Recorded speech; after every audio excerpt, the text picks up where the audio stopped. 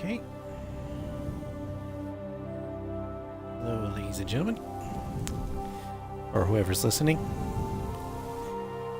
Today, we're going to be continuing our stream of Mass Effect.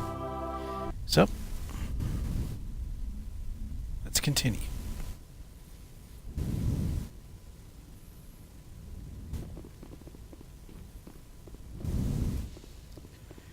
Alright, so where we left off, I've recruited Liara.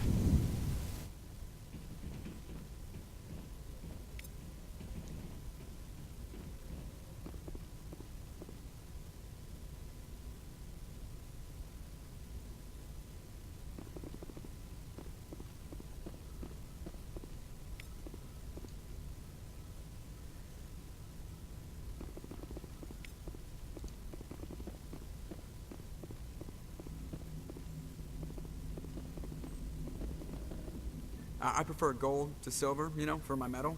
I figured you'd recommend me for one. Let's get to know Joker a little more. Boots out of the fire. If we present you with a medal, you'll end up sitting on stage listening to politicians make speeches for a couple of hours. That's a good point. They'd probably make me shave, too. I spent the last 7 weeks working on this baby. No medal's worth that. So, Commander, why don't you tell me why you're really here? I like to know my crew. Mind if I ask you a few questions? I can see where this is going. You did a background check on me, didn't you?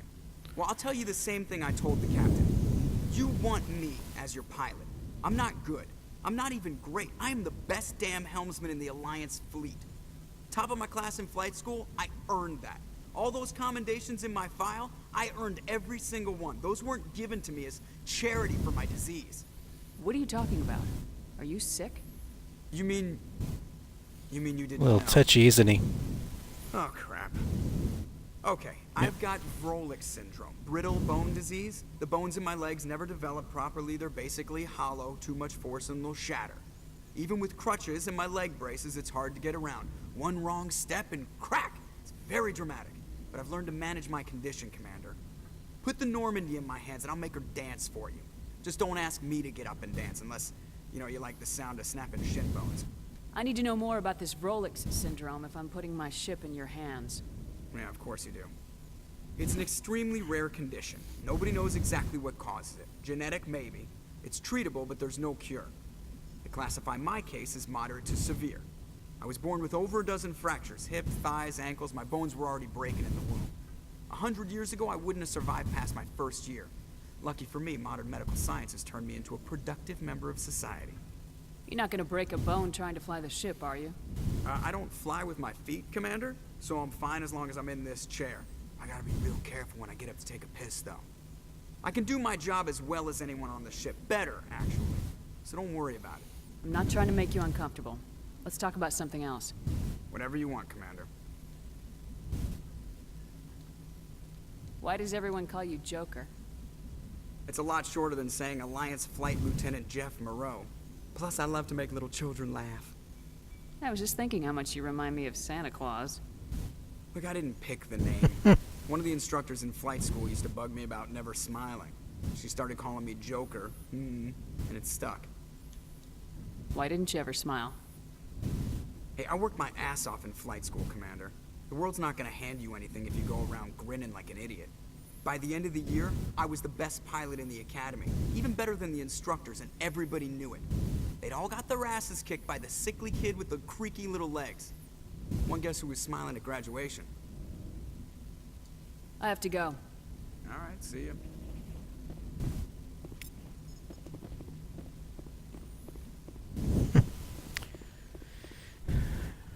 Alright. Let's go talk with some of the other crew.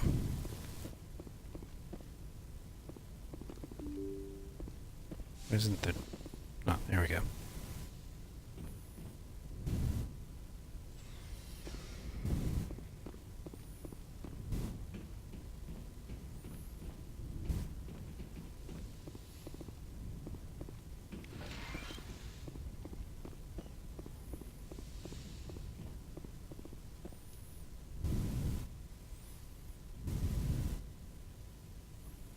Commander, are you coming to check up on me? You look much better. How are you feeling? Dr. Chakwas assures me I am going to be fine. I was impressed with her knowledge of Asari physiology. You're in good hands. Dr. Chakwas knows what she's doing. I never properly thanked you for saving me from the Geth, Commander. If you hadn't shown up, I'm just glad we got there in time. so am I. I know you took a chance bringing me aboard this ship. I have seen the way your crew looks at me. They do not trust me. But I am not like Benezia. I will do whatever I can to help you stop Saren. I promise. Don't worry, Liara. I trust you. I know you won't let me down. It means a lot to hear you say that, Commander. Thank you. Tell me about yourself, Liara. Me? I am afraid I am not very interesting, Commander. I spend most of my time on remote digs, unearthing mundane items buried in long-forgotten Prothean ruins. You must enjoy something about it. I love my work. Seeking out history's lost secrets has a special appeal for me. You were actually touched by working Prothean technology. That is why I find you so fascinating, Commander. Sounds like you want to dissect me in a lab somewhere. What? No! I did not mean to insinuate. I never meant to offend you, Shepard. I only meant that you would be an interesting specimen for an in-depth study. No, that's even worse. Calm down, Liara. I was only joking. Joking? Oh, by the goddess, how could I be so dense? You must think I am a complete and utter fool. Now you know why I prefer to spend my time in the field with data disks and computers. I always seem to say something embarrassing around other people. Please, just pretend this conversation never happened. I should go. Goodbye, Shepard. Get to know her later. Yes, Commander? Is there something you need? How did you end up serving on an Alliance ship? I enlisted right out of med school. Earth always seemed boring to me. Too safe, too secure. I figured the colonies were teeming with exotic adventure. I wanted to travel the stars, tending the wounds of tough soldiers with piercing eyes and sensitive souls. Turns out military life isn't quite as romantic as I'd imagined. But humanity needs the Alliance if we want to keep expanding through the Traverse, and the Alliance always needs good doctors. So I stayed on to do my part. Ever think you made the wrong choice? Sometimes I think about opening a private practice back on Earth, or maybe taking a position at one of the new med centers out in the colonies. But there's something special about working on soldiers. If I left the Alliance now, I'd feel like I was abandoning them. How well do you know the Lieutenant? I'd never worked with him before this mission, but he has an impressive service record, over a dozen special commendations. Tends to keep to himself, though. Maybe because of the headaches. It's not easy being an L2. What does that have to do with it? Well, most biotics now use the L3 implants. Lieutenant Alenko was wired with the old L2 configuration. Sometimes there are complications. What kind of complications? Severe mental disabilities, insanity, crippling physical pain. There's a long list of horrific side effects. Kaiden's lucky. He just gets migraines. I should go. Goodbye, Commander.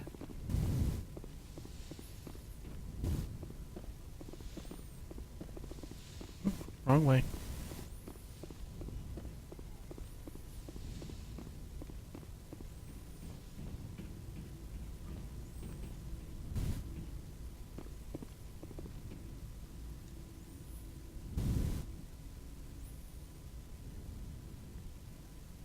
Commander, do you have a minute? I always make time for my officers. Off the record, I think there's something wrong here.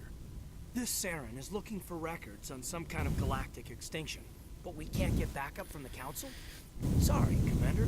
There's writing on the wall here, but someone isn't reading it. The Council doesn't want to believe anything's wrong. I'd call it human nature, but I hear you. It just seems like a group that's been around as long as the Council should see this coming. And it's funny, we finally get out here, and the final frontier was already settled. And the residents don't even seem impressed by the view. Or the dangers. well, well. You're a romantic. Did you sign on for the dream, Alenko? Secure a man's future in space?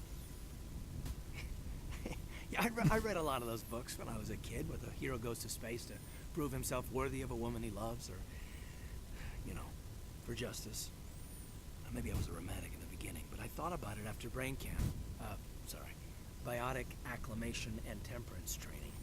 I'm not looking for the dream. I just want to do some good.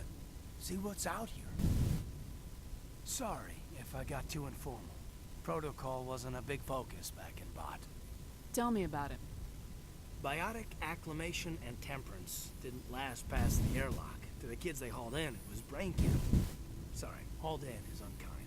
We were encouraged to commit to an evaluation of our abilities so an understanding of biotics could be compiled.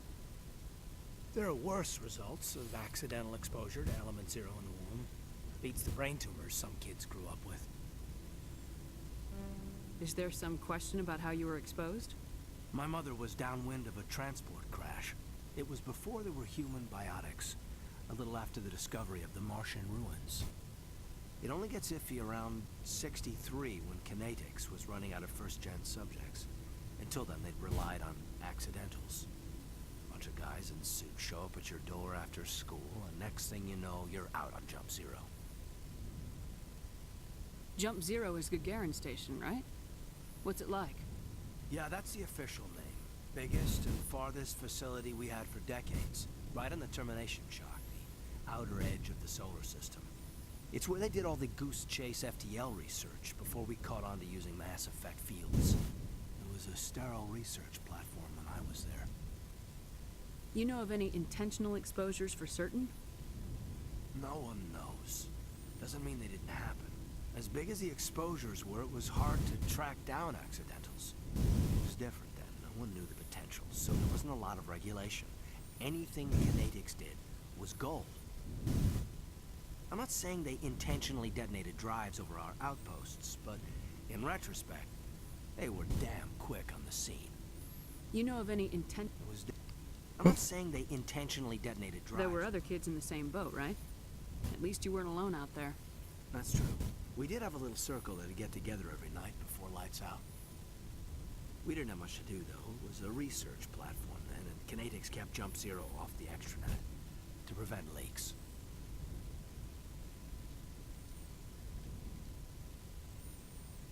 Then you must have had plenty of time to get to know each other. Yeah, we'd sit around and bull every night after dinner, play cards or network games.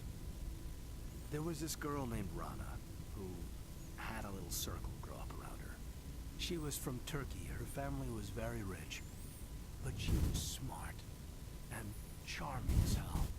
Beautiful, but not stuck up about it. Like you, I guess.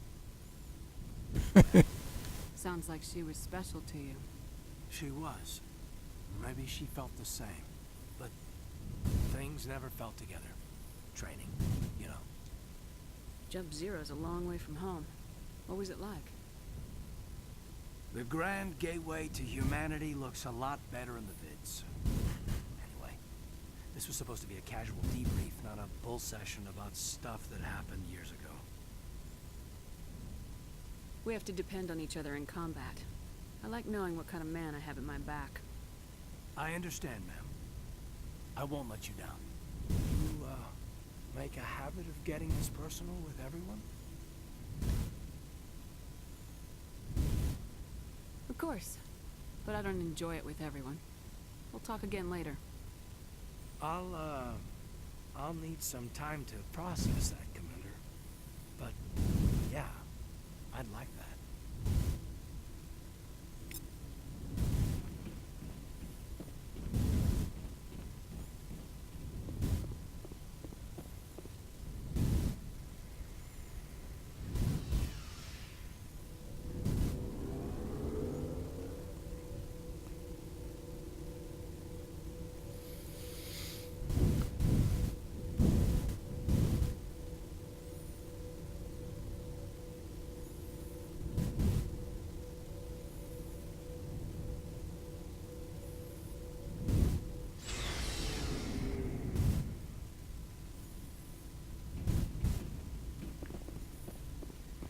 Right, let's talk to some of the other crew. Commander, nice work out there. I knew working with the Spectre would be better than life at CSEC. Have you worked with the Spectre before? Well, no, but I know what they're like. Spectres make their own rules. You're free to handle things your way. At CSEC, you're buried by rules. The damn bureaucrats are always on your back. For the most part, the rules are there for a reason. Maybe. But sometimes it feels like the rules are only there to stop me from doing my work. If I'm trying to take down a suspect, it shouldn't matter how I do it, as long as I do it. But CSEC wants it done their way. Protocol and procedure come first. That's why I left. So you just quit because you didn't like the way they do things? There's more to it than that. It didn't start out bad, but as I rose in ranks, I got saddled with more and more red tape. CSEC's handling of Saren was typical. I just couldn't take it anymore. I hate leaving. I hope you made the right choice. I'd hate for you to regret it later. Well, that's sort of why I teamed up with you. It's a chance for me to get on the Citadel, see how things are done outside CSEC. Either way, I plan to make the most of this. And without CSEC headquarters looking over my shoulder, well, maybe I can get the job done my way for a change. If getting the job done means endangering innocent people, then no. We get the job done right, not fast. Got it? I wasn't trying to. I understand, Commander.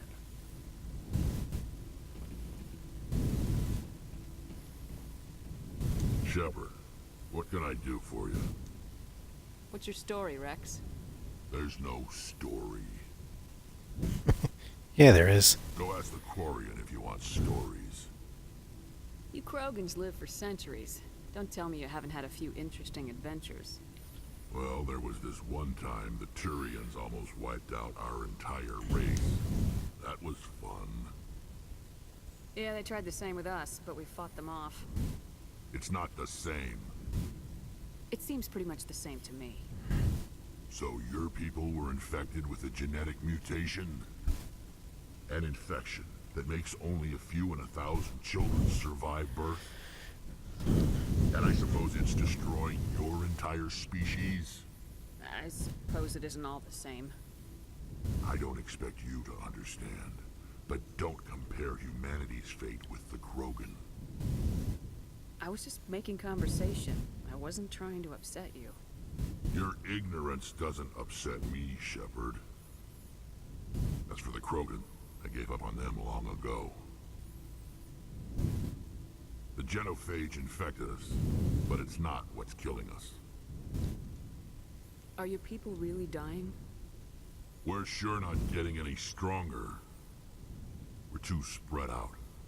None of us are interested in staying in our own system. Lots of species have left their homes and prospered. But they go to colonize new worlds. We're not settlers. We're warriors. We want to fight. So we leave. Hire ourselves out. And most of us never go back. What can you tell me about the genophage? Ask the Solarians if you want details. They made it. All I know, it makes breeding nearly impossible. Thousands die in stillbirth, and most never get that far. Every Krogan is infected. Every one. And no one's rushing to find a cure. Why don't the Krogan try to find a cure? When was the last time you saw a Krogan scientist? You ask a Krogan, would he rather find a cure for the genophage or fight for credits?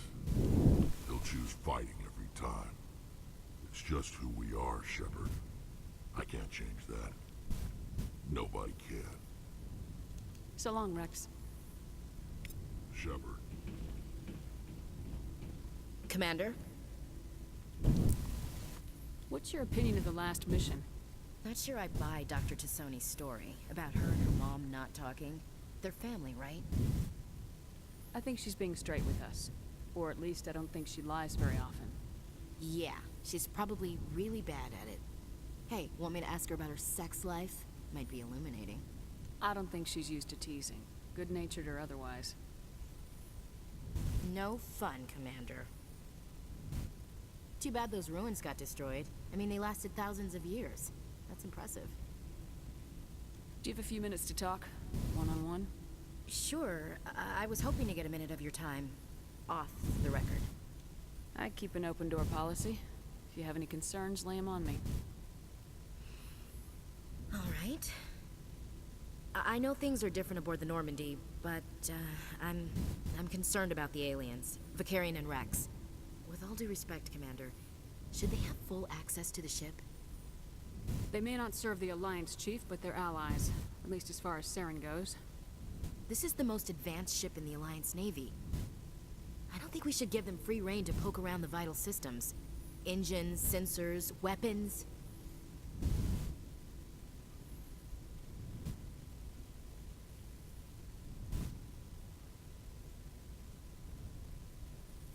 I'll That's just say enough, this. Chief.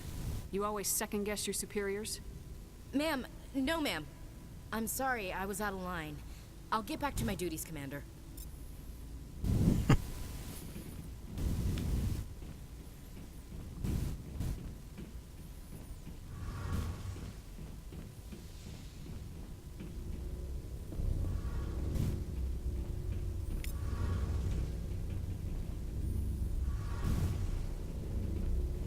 Hey, Commander, you know that Quarian, Tally? She's been spending all her time down here asking me about our engines. I'll tell her to leave you alone. What? No, she's amazing. I wish my guys were half as smart as she is. Give her a month on board and she'll know more about our engines than I do. She's got a real knack for technology, that one. I can see why you wanted her to come along. I figured she'd be a real asset to the team.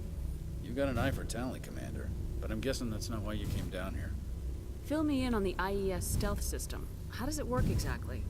You can't hide a ship out in space. They emit too much heat and radiation. Too easy for sensors to pick them up, unless you find a way to capture those emissions. So our stealth systems trap the energy we give off in storage sinks built into the ship itself. No emissions to give away our location. Eventually the sinks have to be vented. More than a few hours silent running and they overheat. Cook us inside our own hull. There's no way for anyone to detect us? A visual scan can still pick us up. Anyone looking out a window can see us plain as day. But you have to be pretty close to get an actual visual out in space. Most vessels rely on scanners. As long as the stealth systems are engaged, they can't see us. Not unless we accelerate to FTL speeds. Why doesn't it work with faster-than-light travel? Cranking up the FTL blue shifts our emissions, pushes them into frequencies too high to capture in the sinks. As soon as we make the jump, it's like setting off a flare.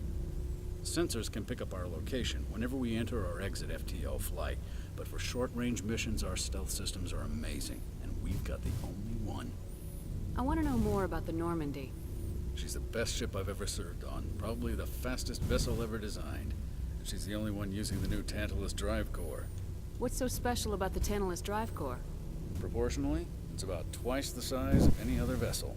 Not only are we faster, but we can run at FTL speeds longer before we have to discharge the core. Where else have you served, Adams? You name a class of Alliance ship, I've probably served on it. Everything from dreadnoughts and carriers right down to frigates like the Normandy. My last assignment was on the Tokyo, only a cruiser, but she was a good ship. Couldn't hold a candle to the Normandy, though. Carry on, Adams. Aye, aye, Commander. Your ship's amazing, Shepard. I've never seen a drive core like this before. I can't believe you were able to fit it into a ship this small. I'm starting to understand why you humans have been so successful. I had no idea Alliance vessels were so advanced. The Normandy's a prototype, cutting-edge technology. A month ago, I was patching a makeshift fuel line into a converted tug ship in the flotilla.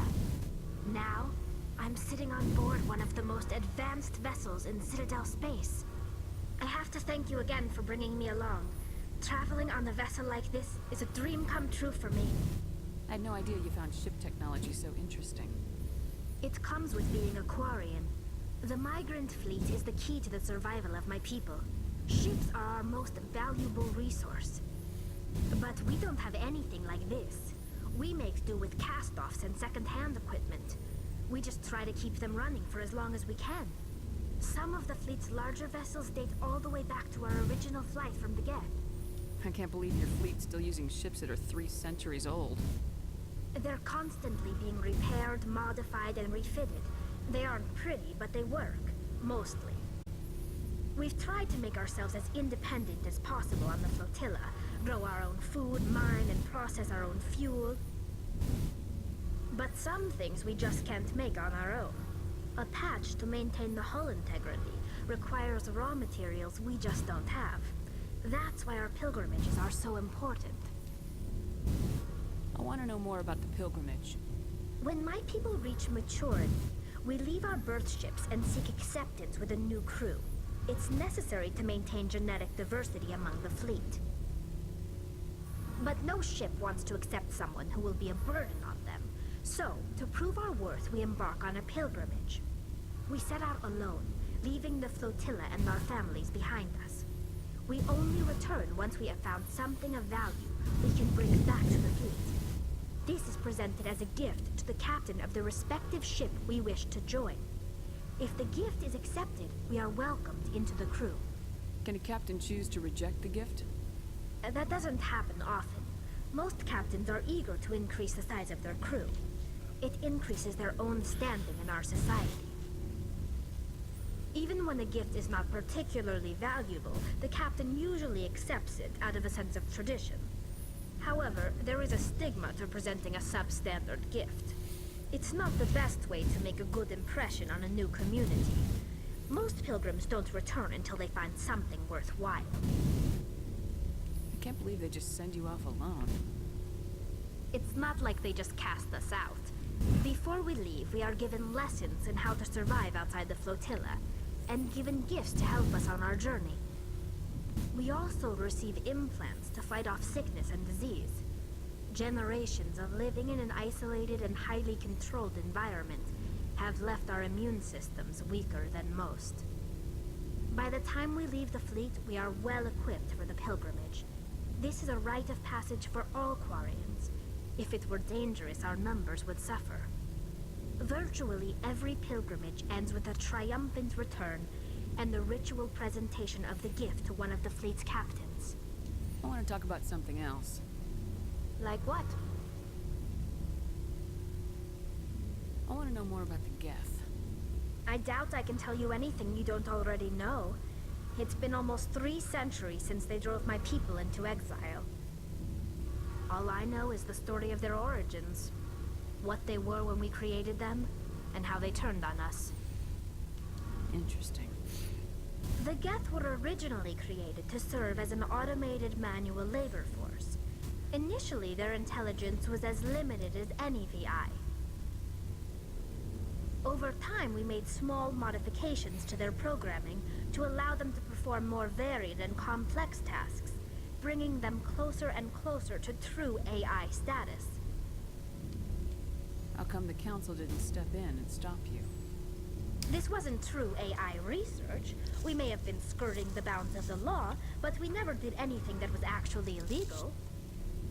The changes were so insignificant, so gradual, that we were able to control them. Or so we thought. But one thing we underestimated was the power of the neural network. 1 million Geth thinking simultaneously created an inherently unstable matrix. So the Geth share brain power? Many of the Geth's logic systems were designed to work in concert with other nearby Geth. Basically, the more of them you have in a group, the smarter they are. So there's some sort of group consciousness? No, nothing like that. They cannot share sensory data or information. Their programming cannot handle that much simultaneous input. Each Geth maintains an individual awareness and identity. The neural network only operates on a process-based level. It's basically the synthetic equivalent of a subconscious.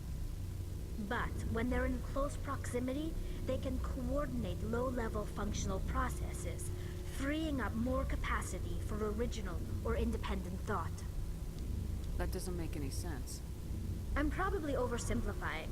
The Geth are incredibly advanced and complex creations. All you need to know is that they get smarter when they gather in large numbers. As we built more and more Geth, their effective intelligence became more sophisticated, more abstract. One day, a Geth began to ask its Quarian overseer questions about the nature of its existence. Am I alive? Why am I here? What is my purpose? As you can imagine, this caused a near panic among my people. I don't see what's so bad about those questions.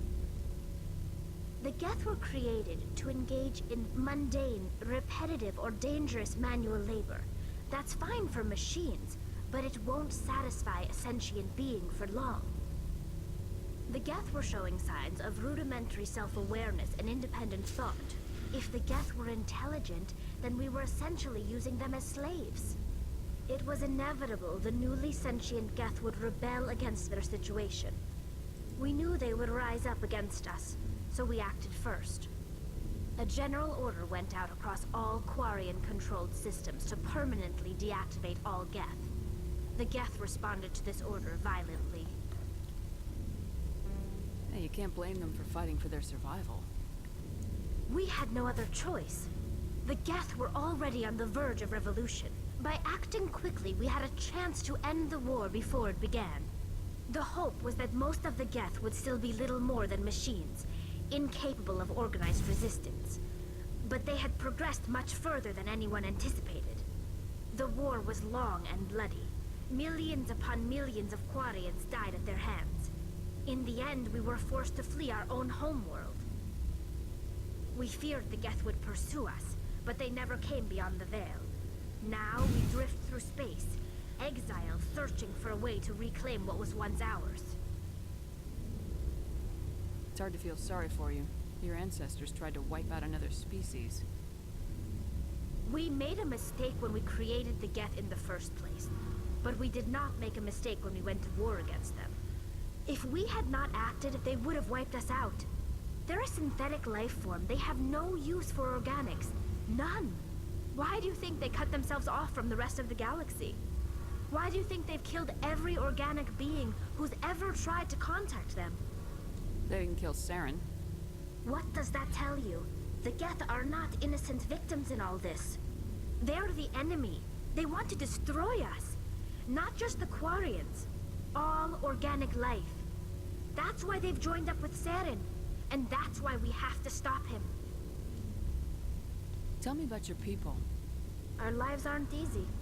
Resources are scarce, and we are constantly on the move. Everything we do must in some way contribute to the continuation of the migrant fleet. There are 17 million Quarians in the flotilla, and each of us relies on the others for survival. The bonds among my people are strong. Unfortunately, we have had to surrender many of the freedoms and civil liberties other species take for granted. What kind of freedoms? Well, it's illegal for parents to have more than one child. If our population grows too much, it would strain our resources to their breaking point. Of course, we also can't allow our numbers to become too few. If our population is in decline, the rule against single births is temporarily repealed. In extreme cases of population decline, incentives are even offered to encourage multiple births, though the Conclave hasn't had to take such measures in nearly a century. That's your government. The Conclave is our civilian branch of government. Each ship can elect a representative to serve on the Conclave and make decisions that affect the fleet as a whole. On matters that affect an individual ship, however, the captain has the final say. It's a tradition that dates back to the early days, when the fleet was governed by martial law. Fortunately, most captains nowadays are smart enough to have an elected council from their crew to give them advice and guidance. So the ultimate power rests with elected officials? In practice, the Conclave and the respective council for each ship tend to set the rules that govern our daily lives. But in theory, we are still under military jurisdiction. The 5 top-ranking military officials in the fleet serve on the Admiralty Board. These 5 have the power to overrule any decision by the Conclave in case of emergency.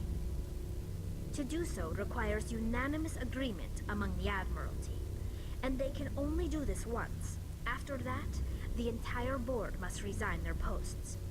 It's a safeguard that served us well. In nearly 3 centuries, the Admiralty Board has only overruled the Conclave 4 times. I should go. See you later.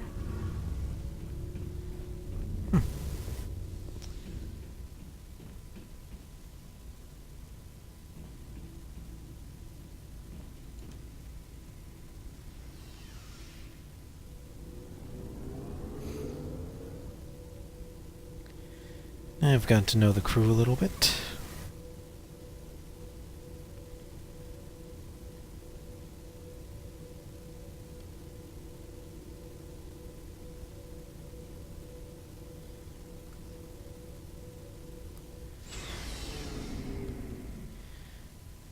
Let's do some more traveling.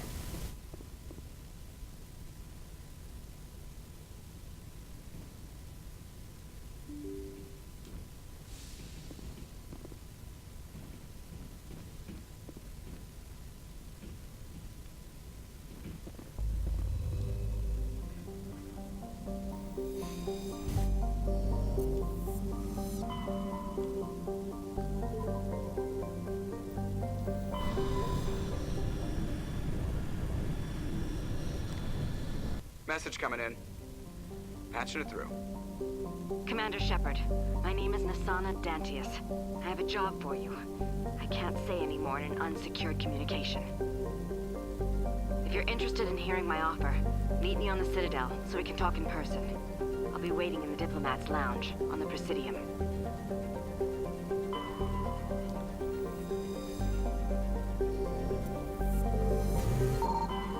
Oh, something to scan?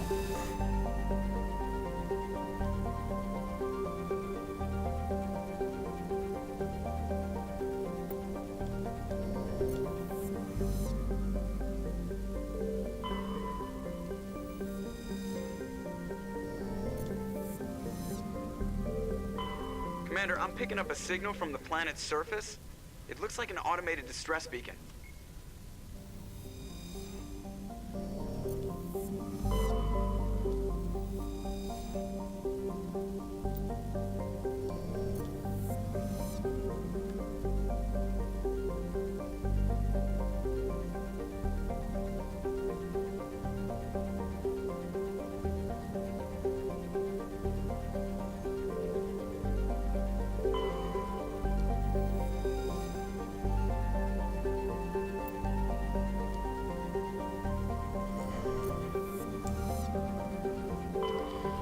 Let's go to the only planet we can land on.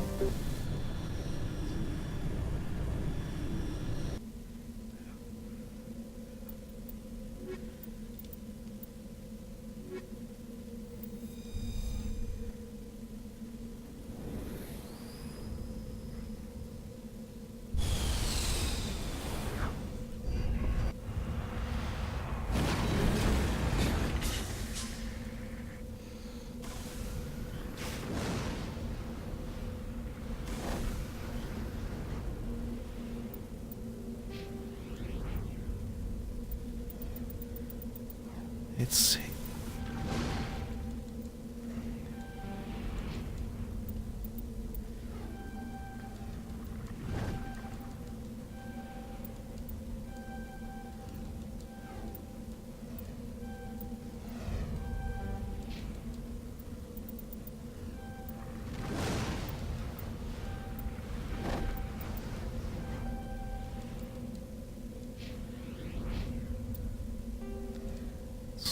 map.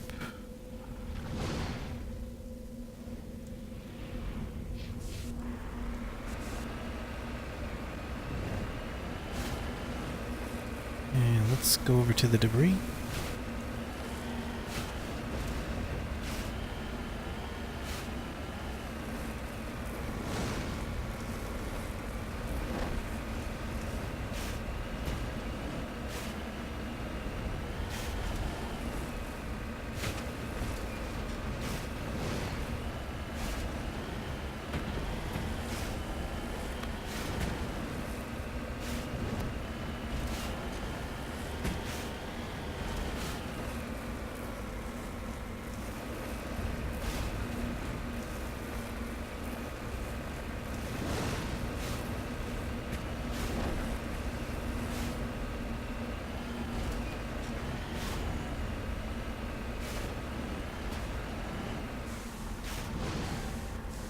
Cover me.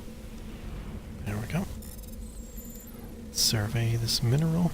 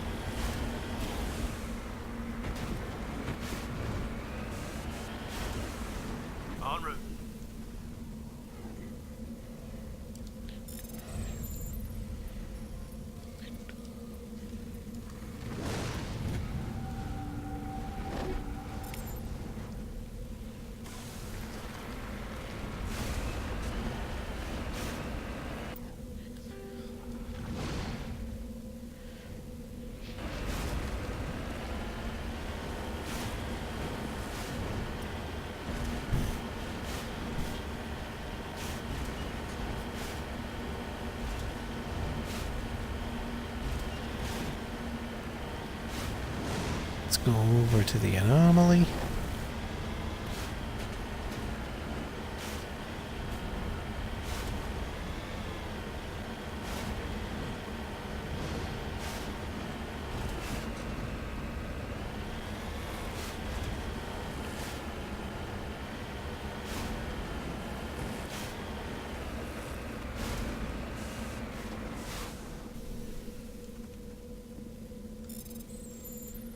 Mummified Solarian.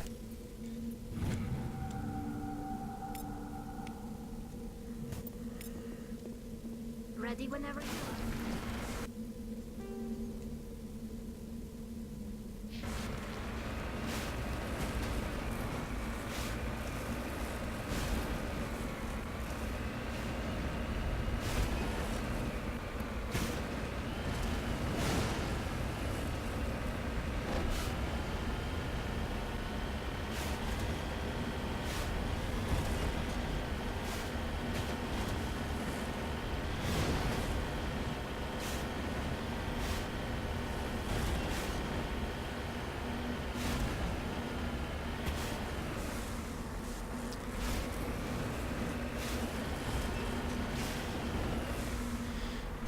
And here's where the signal is coming from.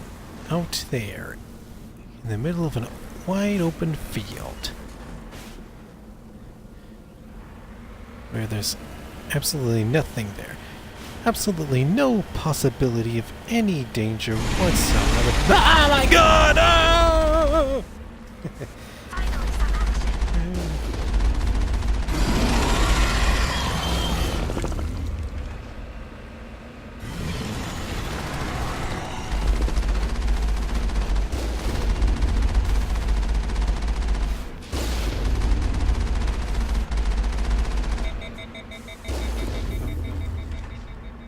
Kill it first.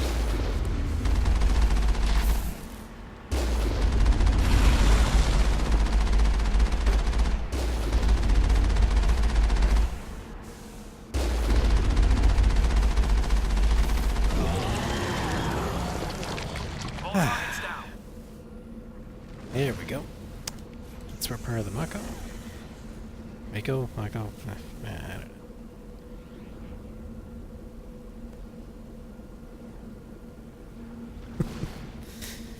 Yep. Gonna see a few more of those things. Creepy, disgusting, and terrifying. Alliance soldiers. Looks like they were lured here by the distress beacon.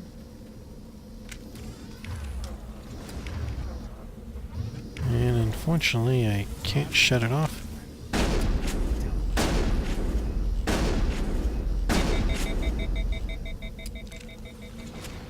Oh well.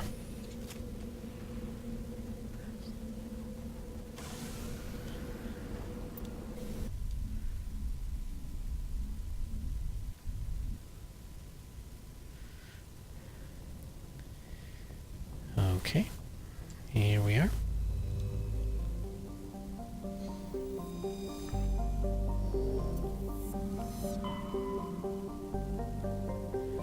Let's go to these other places in this cluster.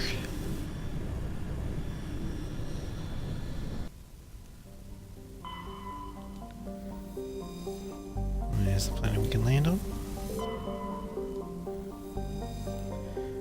Let's search the other places first.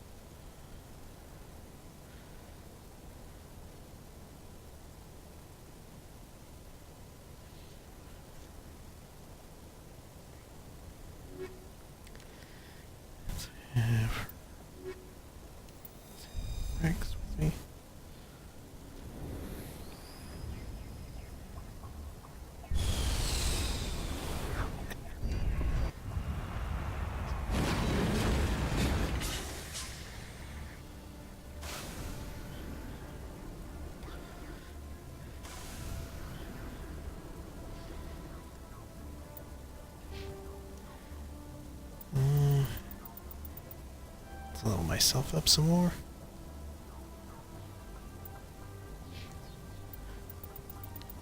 Let's level Liara up.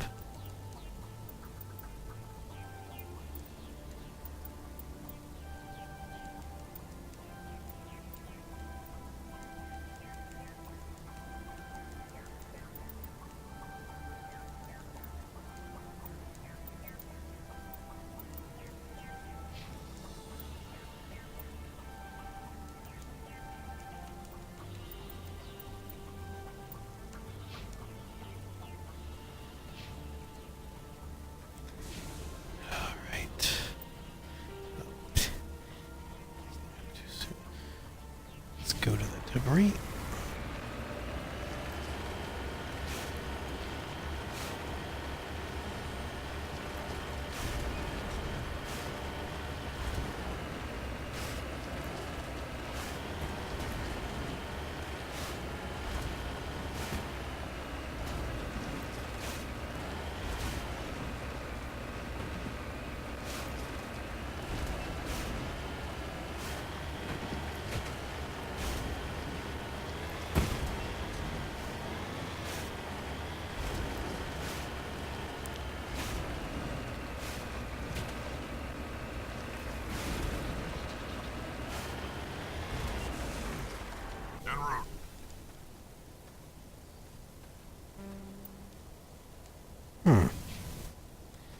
Okay, guess I can forget that.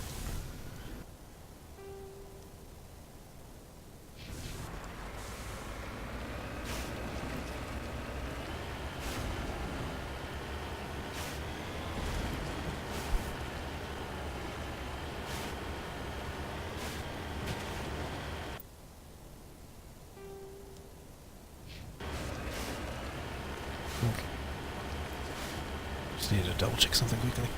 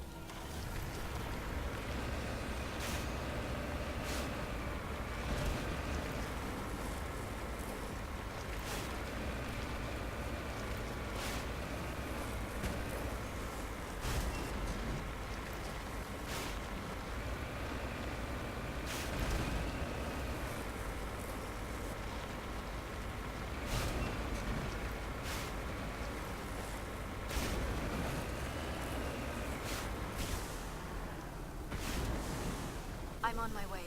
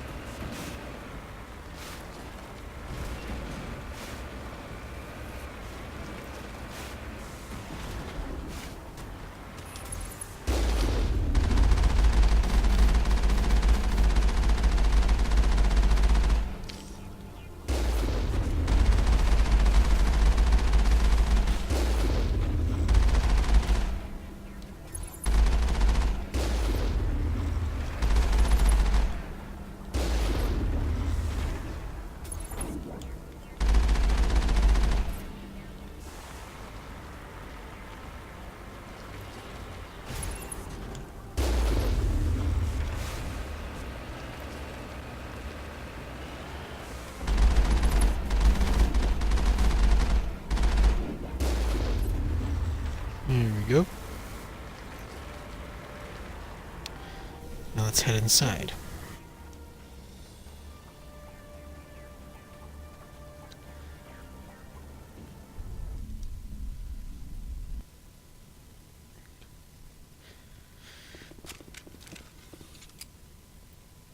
Actually, now that I think about it, let's make sure we're all well equipped.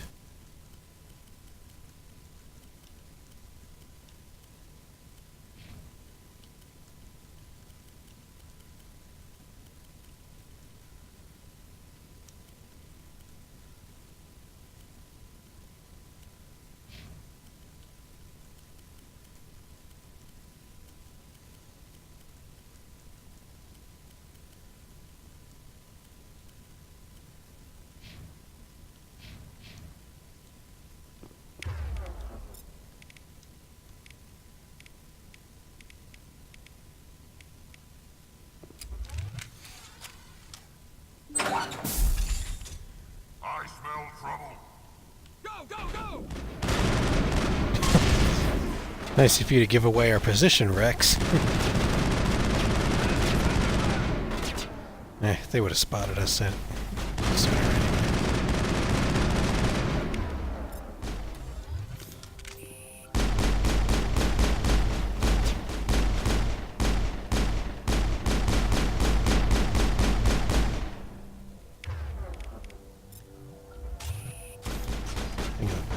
Should explode. Hold the line! Powering up. Enemy is everywhere! Enemy is everywhere!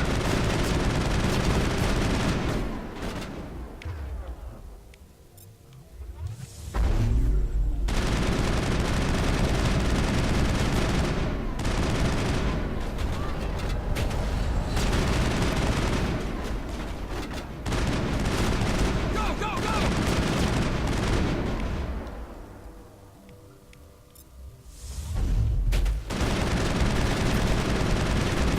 Shields disabled.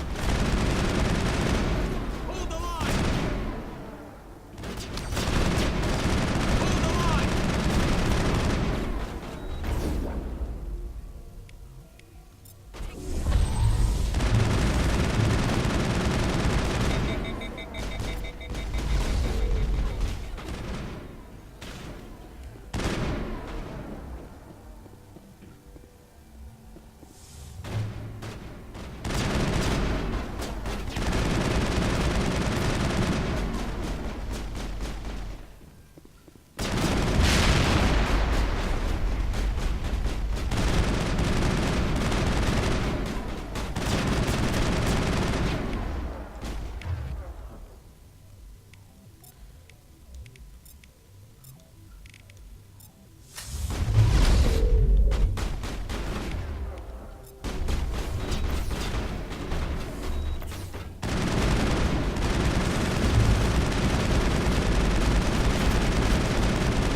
My shields are down.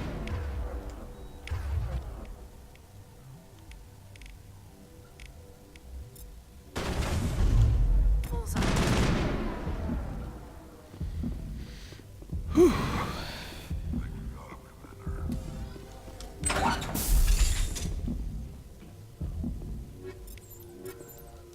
Open these crates, take whatever's inside.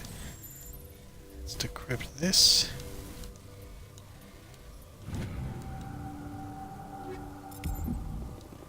Take whatever's inside, and let's go upstairs.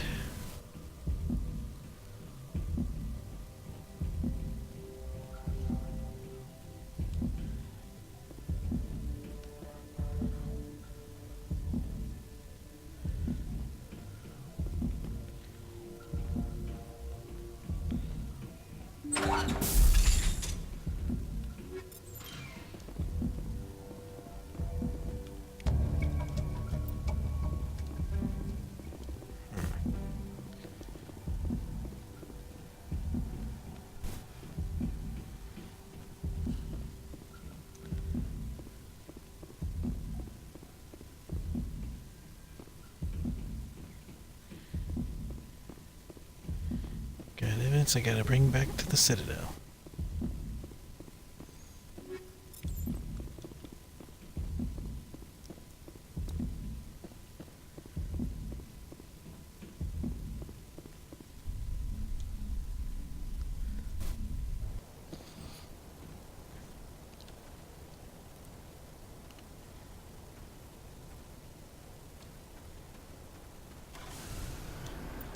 in here. Let's head back to the Normandy.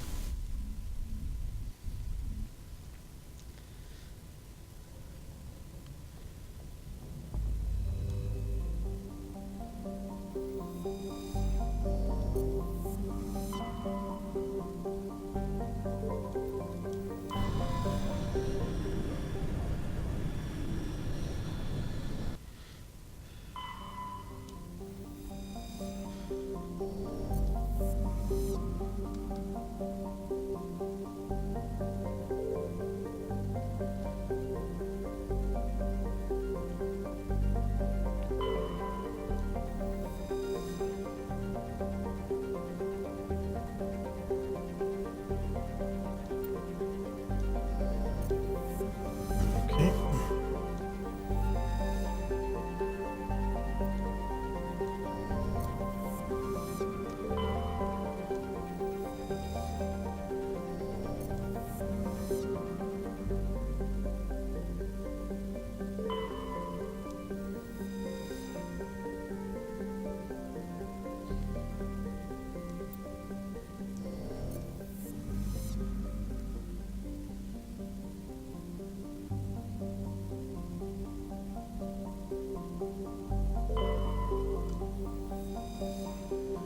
Check time. No planet to land on.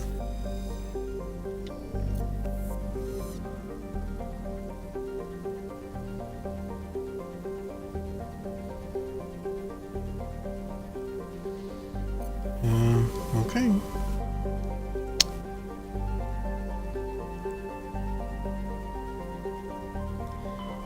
Then let's go back to the Citadel.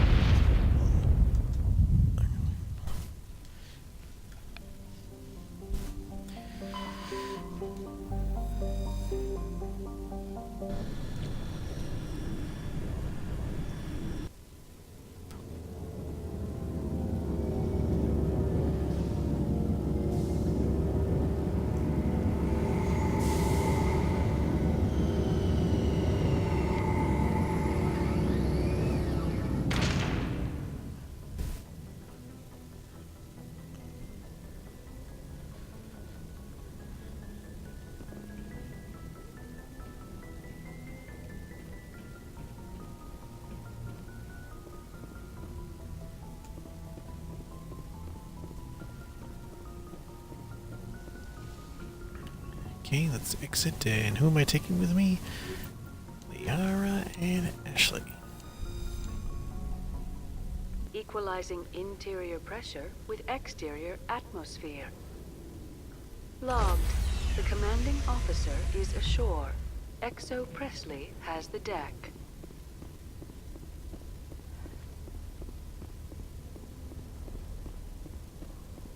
What do we have here? Tin Hut! At ease. Rear Admiral Mihailovic, 5th Fleet. We weren't told to expect you, sir. I would have prepared a formal greeting. Spare me the pleasantries. I command the 63rd Scout Flotilla. You and the Normandy were slated for my unit after shakedown. Then the Council got their paws, claws, tentacles, whatever. They got them on our ship, and you. I still serve the Alliance, sir. As a Spectre, I can advance our interests to the Council. You still know what color your blood is, Shepard? I don't begrudge the politician's decision to throw you to the Council. It's an opportunity. I do begrudge this over-designed piece of tin, though. The Normandy is a fine ship, sir. She's served us well so far. It's a gimmick, Commander. Useless in a stand-up fight. This experiment diverted billions from our appropriations bills. For the same price, we could have had a heavy cruiser. But no. We had to make nice to the Turians, throw money at a co-developed boondoggle. I'm here to make an inspection, Commander. Normandy is an Alliance warship. I intend to see she's up to snuff. We'd be honored to show her to you, Admiral. I'll just bet. Wait here. I won't be long. Commander, I'm not happy. I'm sorry to hear that, sir. Who designed that CIC? Putting the commander aft of everyone else is inefficient. What if he needs to discuss with the operators toward the bow? Modified Turian style. They prefer commanders looking over their subordinates rather than in the middle of them. We wanted to see how effectively they can command with that setup. Reasonable goal, but they should have studied that in a lab rather than on a frontline warship.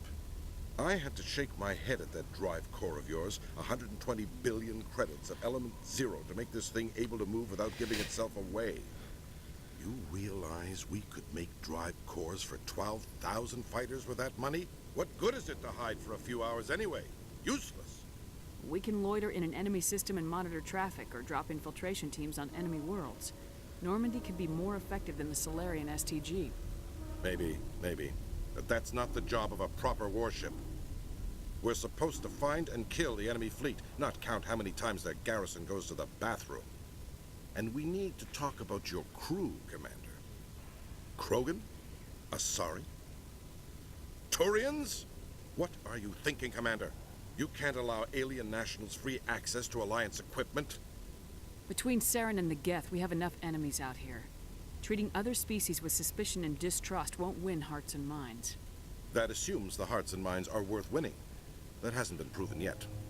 You have anything else to say, Commander? Any other justifications for the state of this vessel? None, sir. Very well. I don't agree with any of this, but your reasons seem sound. I'll be submitting a report to the Joint Military Council. It will not be as negative as I planned. Good hunting, Commander Shepard. Make us proud. You intended on writing something bad? Sheesh. Interesting.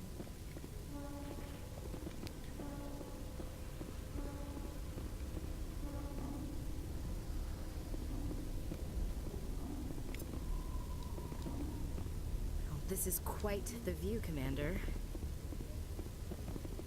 Seeing the ward stretching out before you really makes you appreciate the Citadel as a true wonder of Prothean engineering.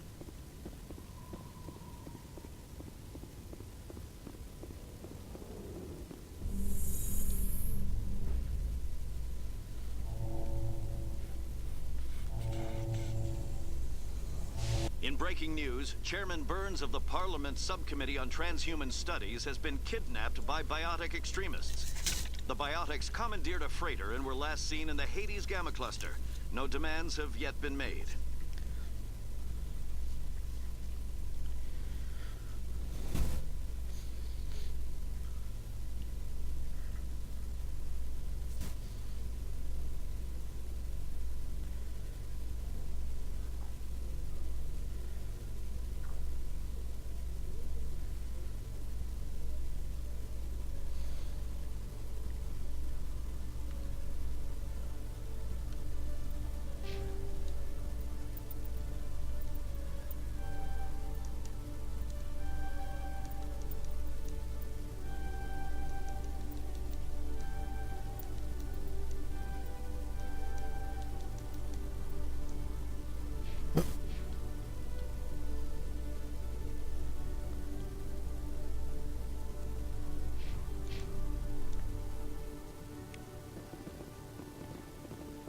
Khaleesa been seen in Al-Jalani, Westerland News. Would you answer a few questions for our viewers?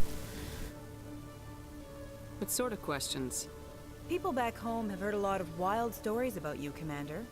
I can give you the chance to set the record straight. What do you say? What do you want to know? You've been given a unique position to represent our race. People want to get a sense of how you'll do that.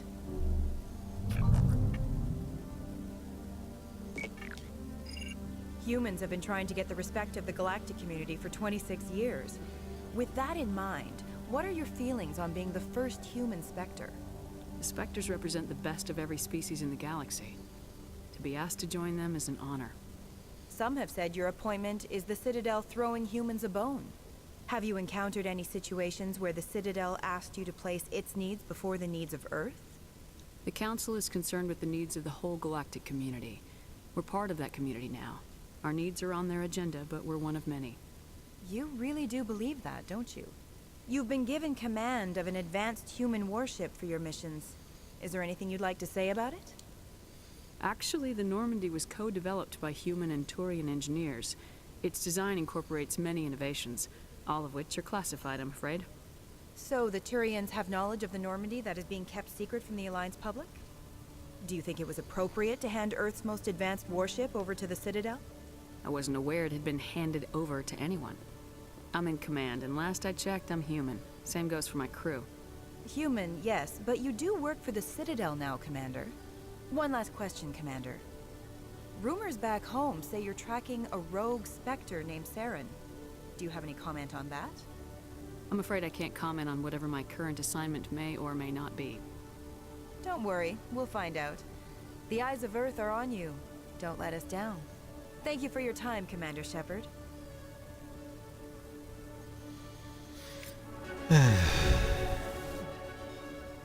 It was the Turians who first suggested creating a single organization to maintain order on the Citadel.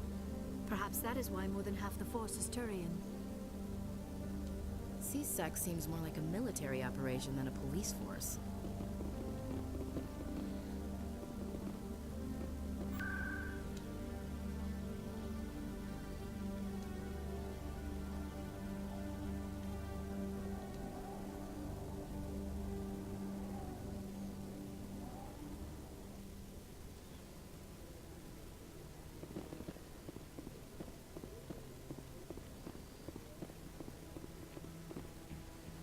Commander, any word on my missing men? I'm not sure how to tell you this, Admiral. Your men were killed by a Thresher Maw. A Thresher Maw? That's not...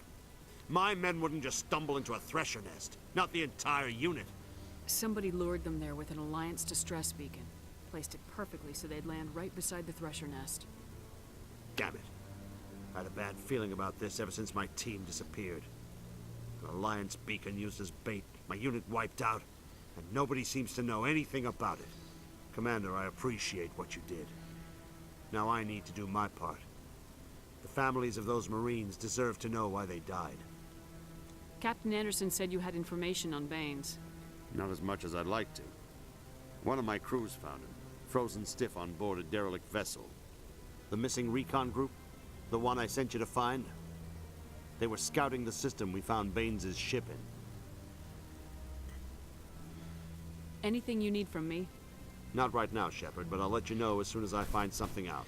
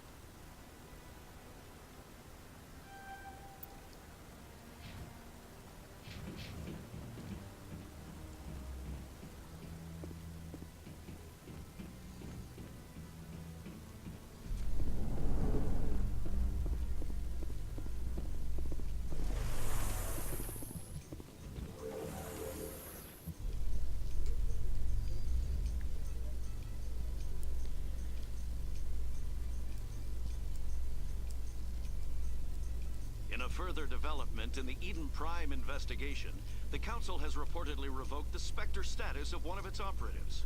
While the unnamed operative has not yet been apprehended, a Council spokesman confirmed that corrective actions had been taken.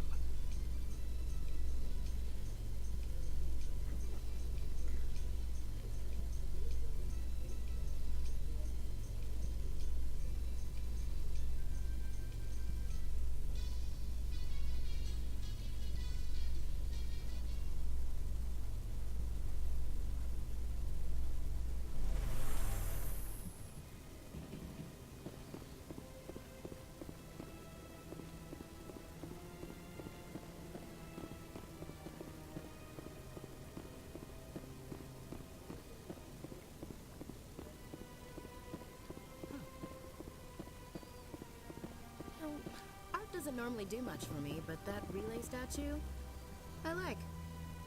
This statue shows how well the Protheans blended function and form. The mass relays were not only their greatest technological achievement, but also inspiration for beautiful works of art.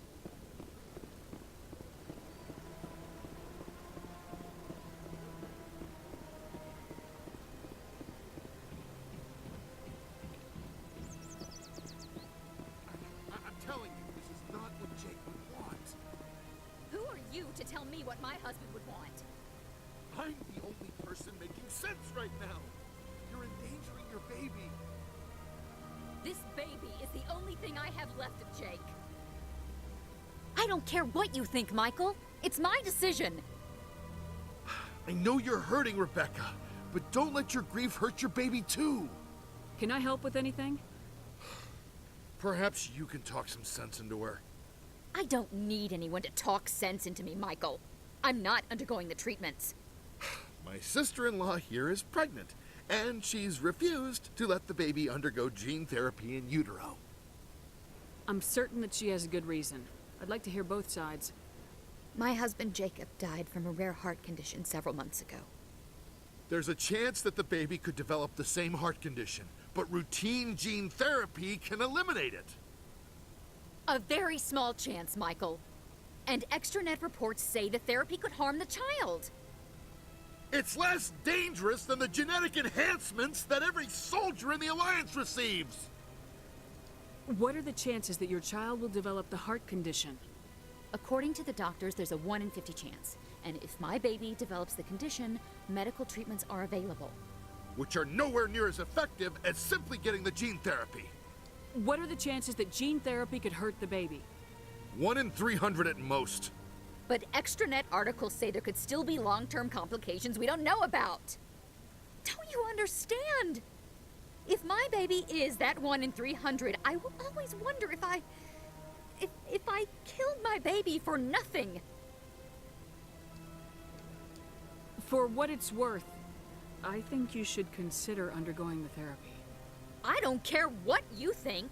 Who are you anyway? It's my child. It's my decision. Wouldn't your husband have wanted to give the baby a better chance than he had?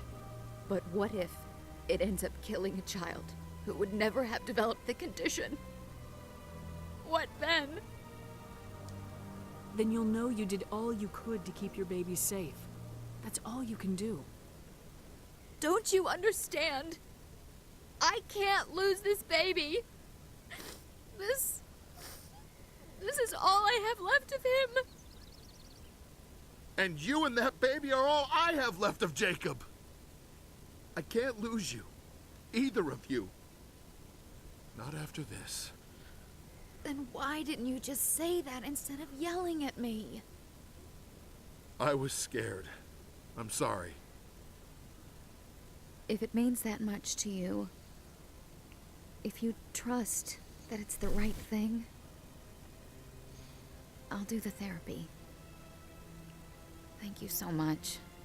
I guess we needed an outside person to talk some sense into both of us.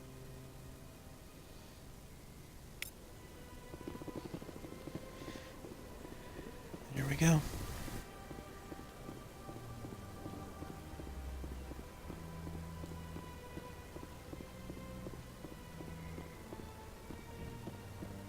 Let all races herald the glory of the Incublers who raised them all with light.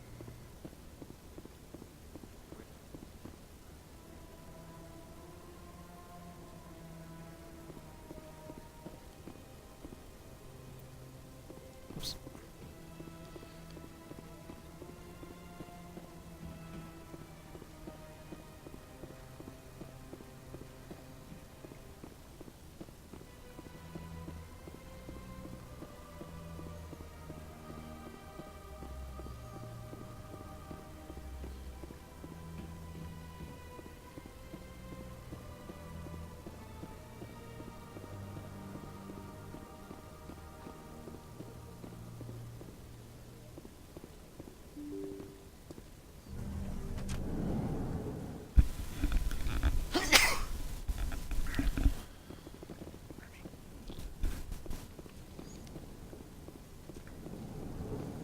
Go over here. Commander Shepard, I am Nasana Dantius. I'm glad you're here. I must talk to you about my sister Dahlia. She's been kidnapped by slavers. Dahlia's dead, Nasana, and I know she was blackmailing you. And I was all set to try to manipulate you into hunting her down for me. But I guess that won't be necessary now, will it? You wanted your sister dead? If people found out my sister was a criminal, I'd be considered a security risk. They'd revoke my clearance, or place me on administrative leave until she was apprehended. I shall transfer a little something into your account as a token of my appreciation. I'm sure you'll find the amount satisfactory. You're a diplomat on her way up the ranks. Could be handy to have a Spectre who owes you a favor. You make a good point. Anyone can come up with credits, but I can give you authorization to purchase prototype Asari mods. I will get you added to our manufacturer's preferred client list. I think you'd be very interested in what they have available. Goodbye, Shepard. It has been a pleasure doing business with you. And that's over and done with.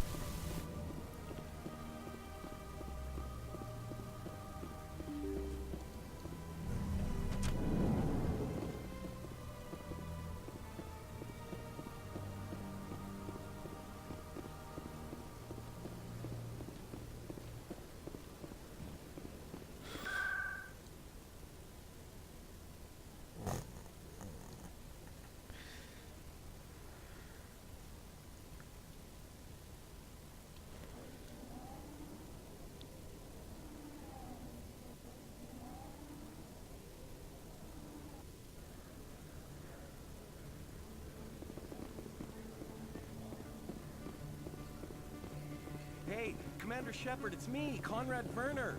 Remember me? There are rumors on the extranet that you've been made the first human Spectre. That's incredible. Being a Spectre is a big responsibility. I just want to make humanity proud. The vids are all talking about Commander Shepard fighting for all of us back home. And your grace and skill have inspired a whole legion of admirers, too. Hey, can I get your picture? I don't have a problem with it, but why? Are you kidding? Nobody will believe that I talked with the beautiful Commander Shepard unless I get a picture. Just hold up your gun. Perfect.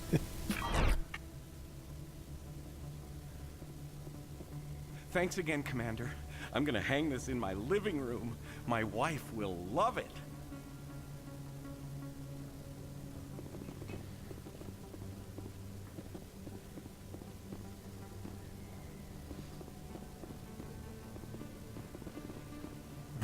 Let's go over. This is an approved purchase. It's a bank statement. Show that I bought something from you.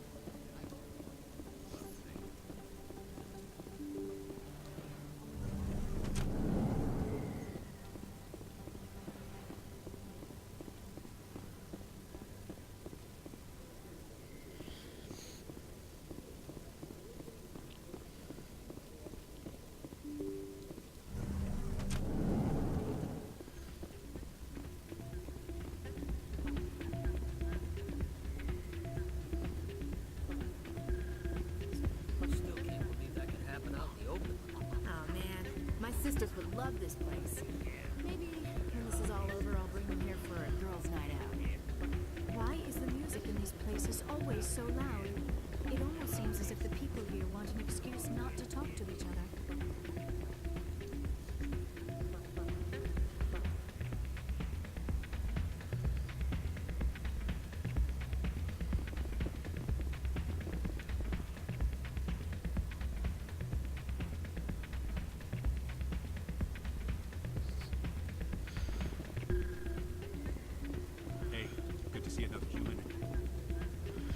Just need to see that again.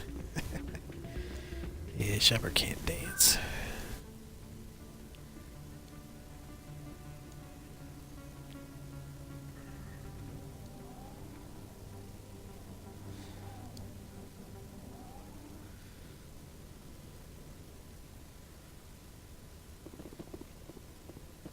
Commander Shepard, could I have another word with you?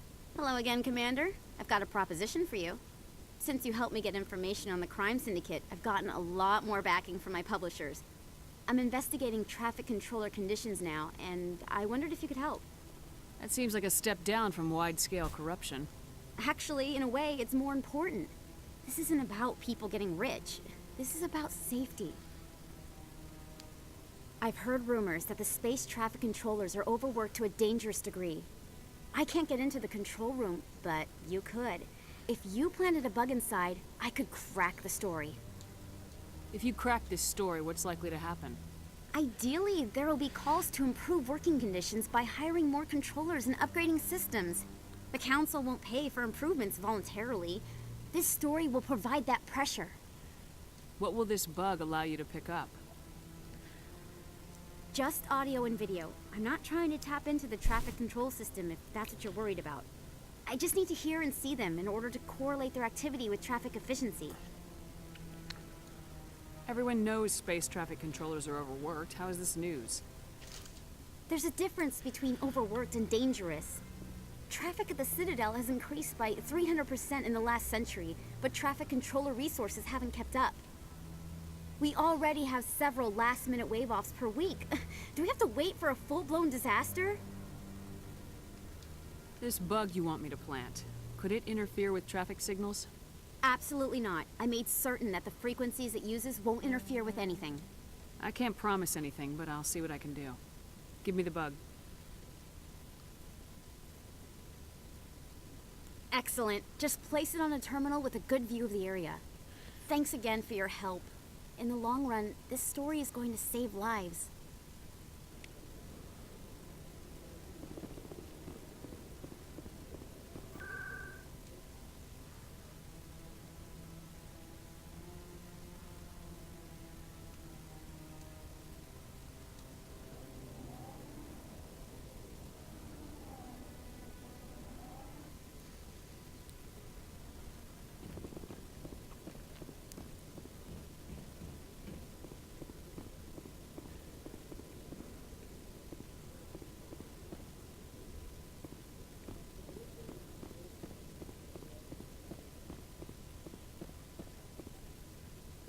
Hello, Commander.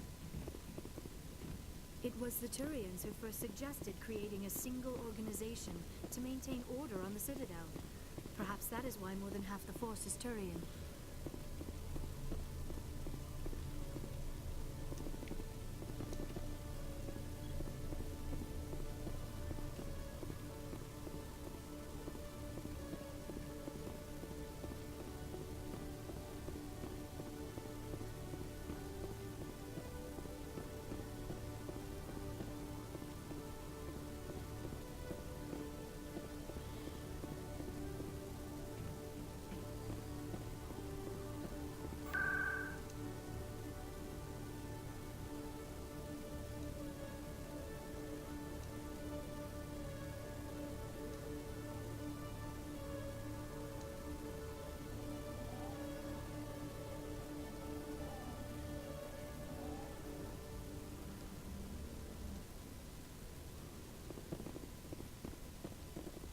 I'm already getting readings. This is gonna make a great story. Thank you so much for your help. Here, this is everything I've got from my publisher's budget. It was no problem. Good luck with your story. It deserves to be heard. I appreciate your support. I hope this will save some lives in the long run. Thanks again for your help. I'm gonna show this to my publisher.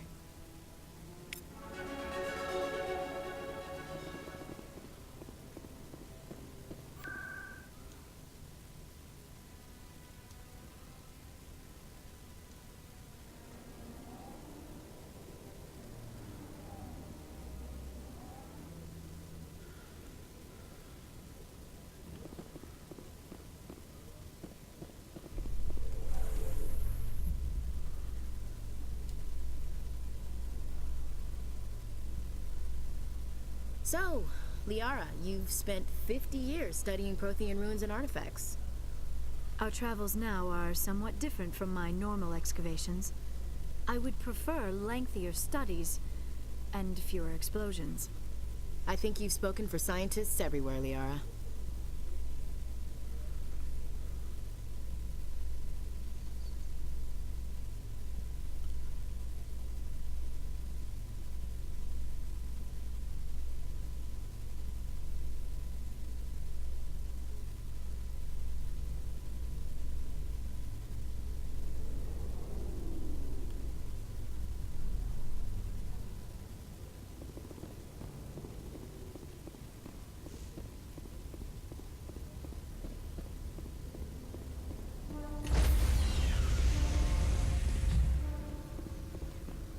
Stand by, shore party.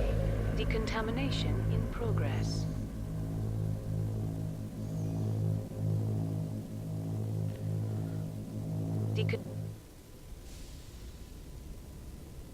Logged.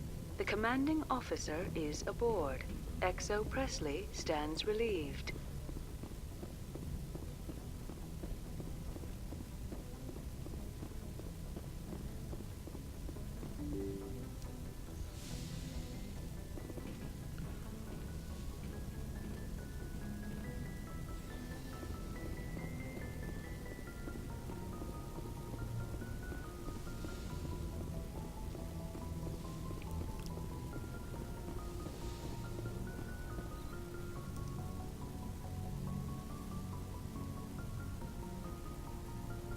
I get the feeling you want to ask me something, Commander. I just wanted to talk. Of course, Shepard. What did you want to talk about? I'd like to know more about the Asari. We were the first species to discover the Citadel. We were instrumental in forming the Council, and we always strive to be the voice of peaceful cooperation in galactic disputes. My people believe we are all part of a single galactic community. Each species contributes something to the greater whole. Although we seek to understand other species, it seems few of them seek to understand us. The galaxy is filled with rumors and misinformation about my people. Like what? Most of the inaccuracies are centered around our mating rituals. My species is monogendered. Male and female have no real meaning for us. We still require a partner to reproduce. This second parent, however, may be of any species and any gender. I don't understand. Your species can mate with anyone? Mating is not quite the proper term, not as you understand it. Physical contact may or may not be involved, but it is not an essential element of the union. The true connection is mental. Our physiology allows us to meld with other beings. We can touch the very depths of their minds. We explore the genetic memory of their species. We share the most basic elements of their individual and racial identities. We then pass these traits on to our daughters. It is how we learn to grow as a species and how we develop a greater understanding of other races. What happens to your partner after the union? Every relationship is different. Some unions are a single encounter with both parents parting ways afterwards. Others can be more long-term. Sometimes an Asari and her partner will stay together for many decades. You Asari live for 1,000 years. What happens when your partner dies? Few sapient species live as long as my kind. We have learned to take a philosophical approach to our unions. We do not focus on the inevitable loss of our partners. Instead, we enjoy the time we spend with them. And even after they're gone, a part of them lives on in us. The union is a connection that transcends both time and space. Do you know who Matriarch Benezia chose as her partner? She rarely spoke of her partner. Though I know my father, if you want to use that term, was another Asari. Benezia never told you her partner's name? Union with our own kind is no longer common, not for the purposes of reproduction. Most Asari believe it weakens our species. Asari daughters inherit racial traits from the father species. If both parents are Asari, then nothing has been gained, or so conventional wisdom would hold. I am what is sometimes called a pureblood. Though no Asari would ever be cruel enough to say the word to my face, it is a great insult among my people. It is possible Benezia's partner was embarrassed by their union. She may have been too ashamed to publicly acknowledge me as her offspring. Maybe she wanted to meet you but couldn't. Something could have happened to her. Maybe she passed away. You might be right. I hope you are. But I have no way to know for sure. Benezia never spoke of her partner. Whatever happened, it caused her too much pain to dwell on it. She raised me by herself, though that is not uncommon. Many Asari raise their children alone, particularly if the father species is short-lived. Often the partner will pass on long before the child reaches maturity. I should go. Goodbye, Shepard.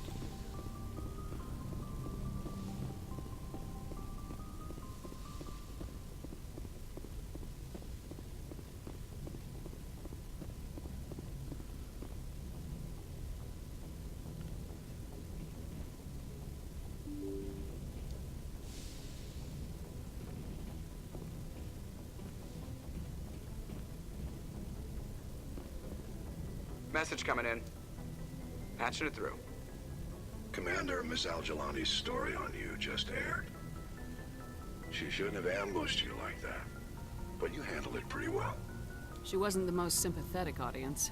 You handled yourself pretty well, Commander. She came across like a raving idiot. Just wanted to let you know what the response was back home. I won't keep you any longer. Fifth Fleet out.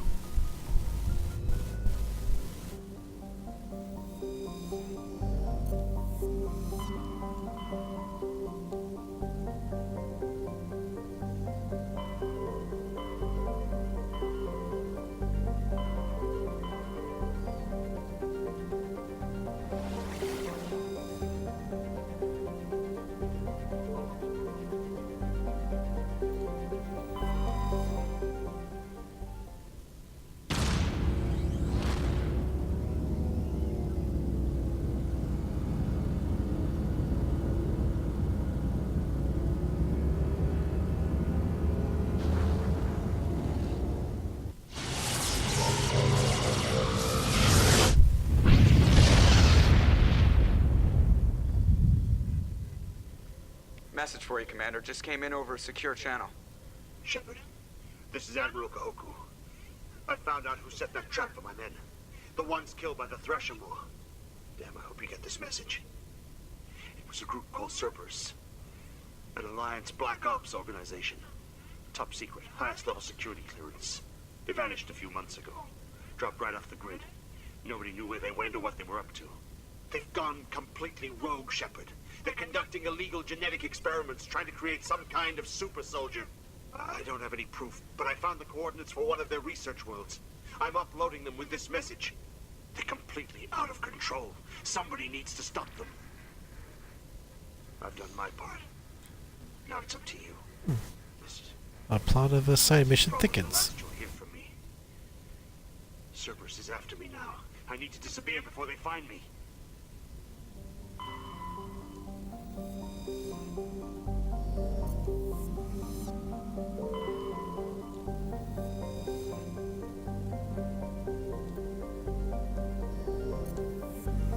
Titanium.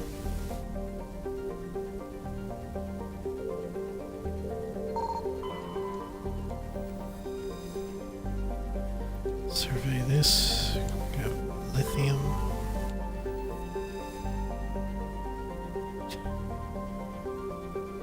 Looks like a major city on most of the planet.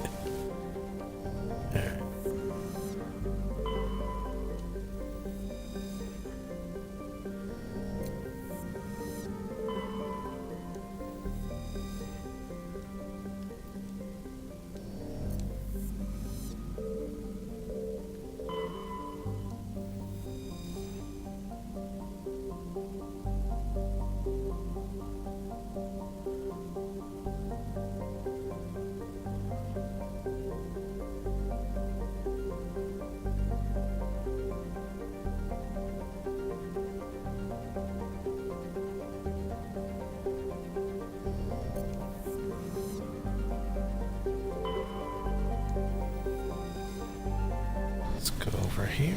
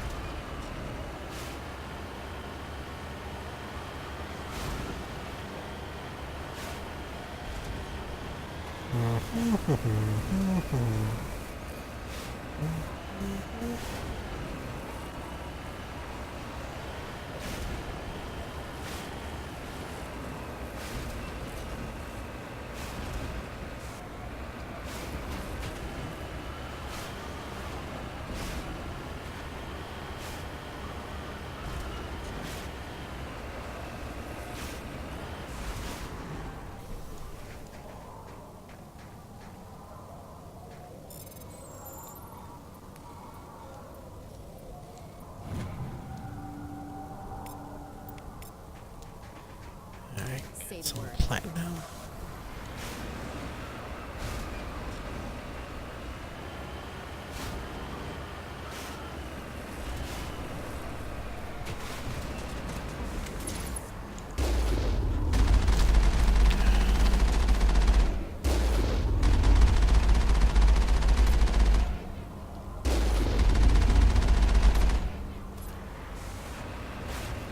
Yep.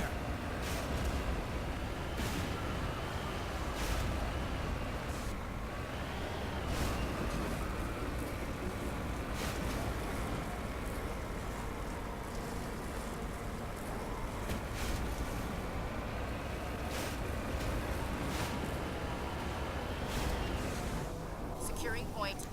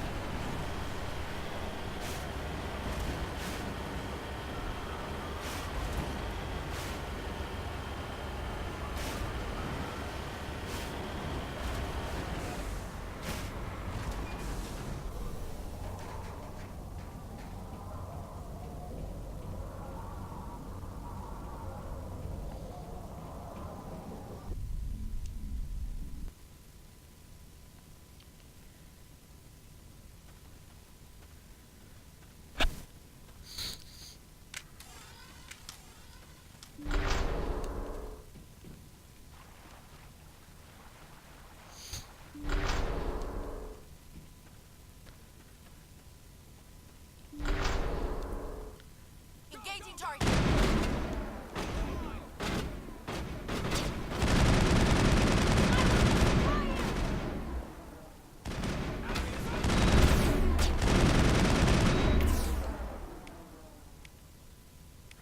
Hold the line!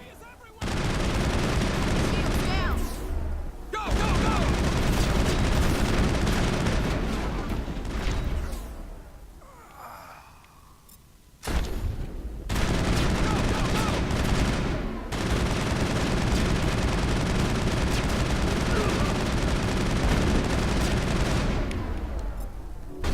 I'm ready. Ready? Hurry. Shields down.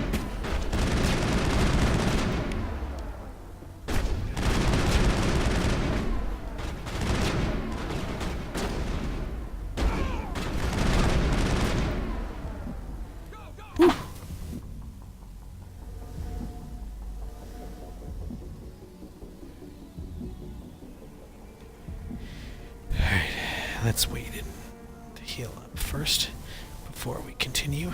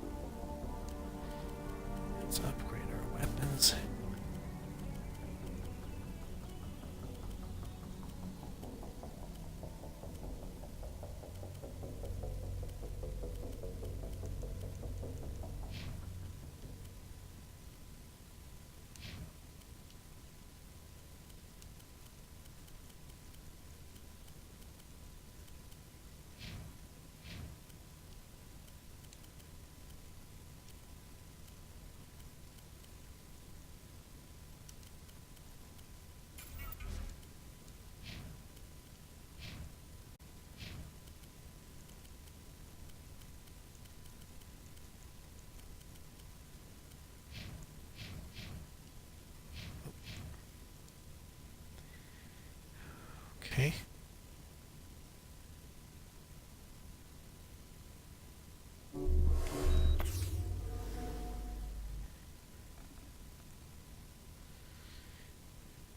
Should probably wait a while for the...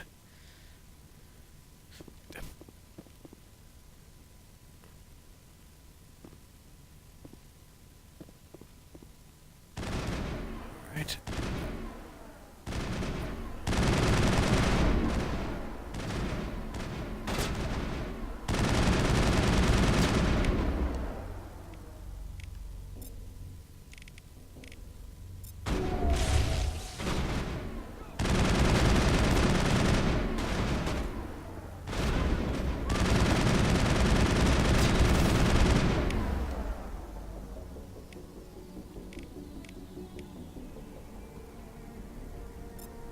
Now I'm ready.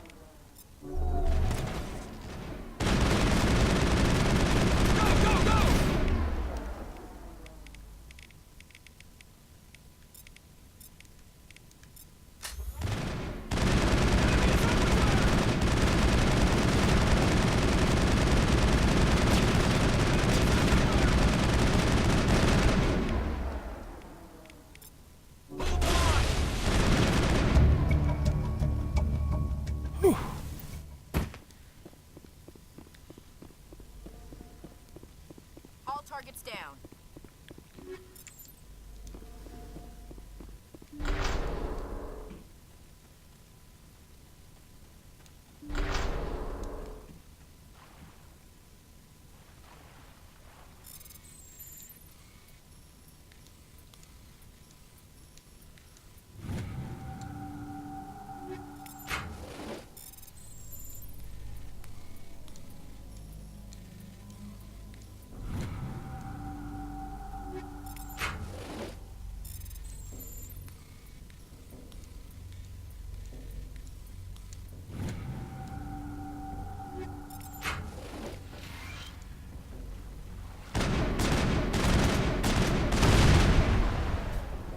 There we go.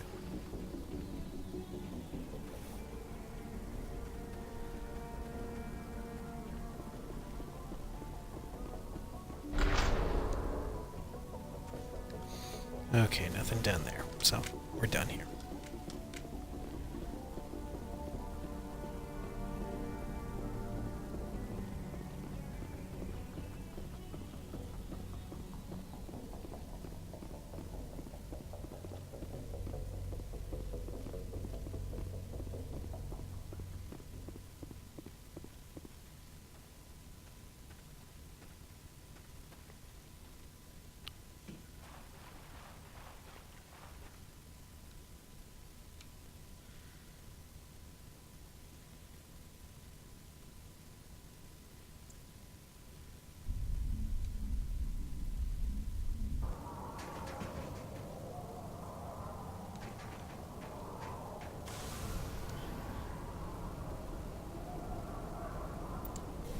And we're done here.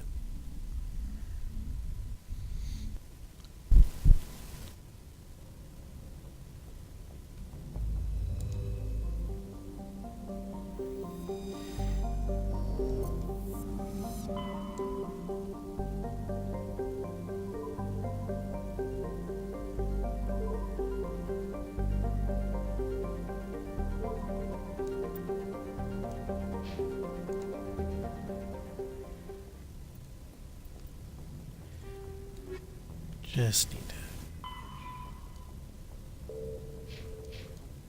Okay. Figure out which...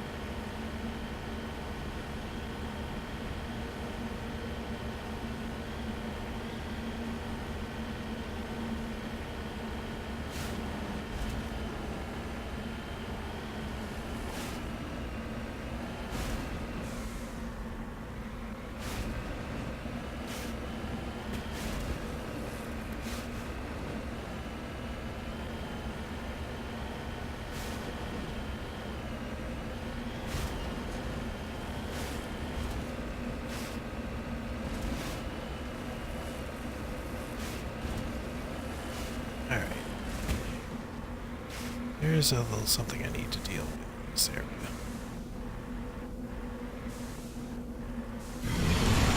And there it is.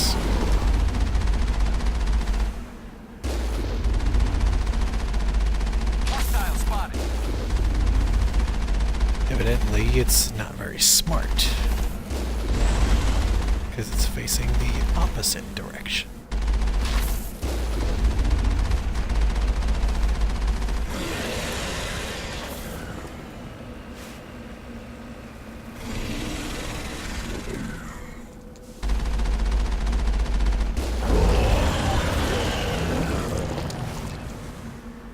And it's dead. Whew. One less Threshermaw in the galaxy.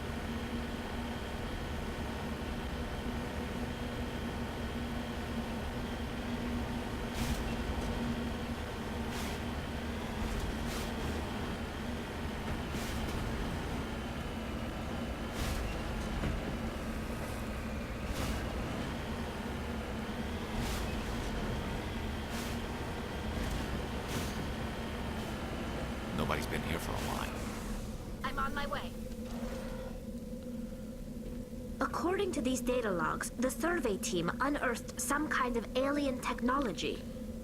We should check out the excavation site. Could be some answers there.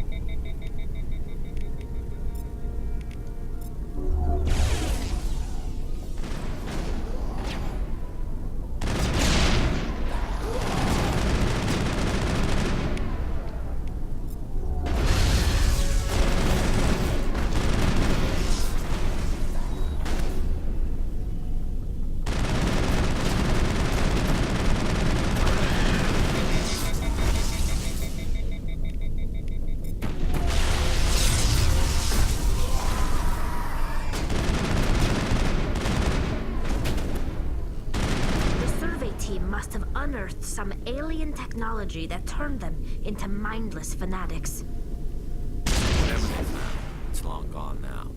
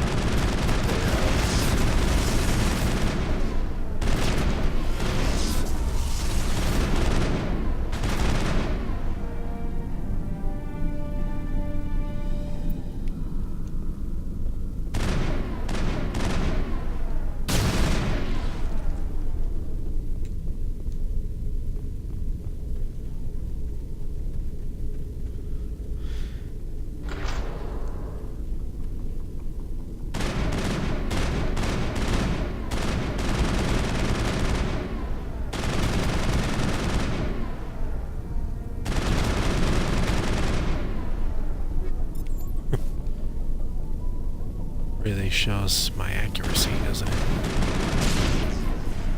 There we go.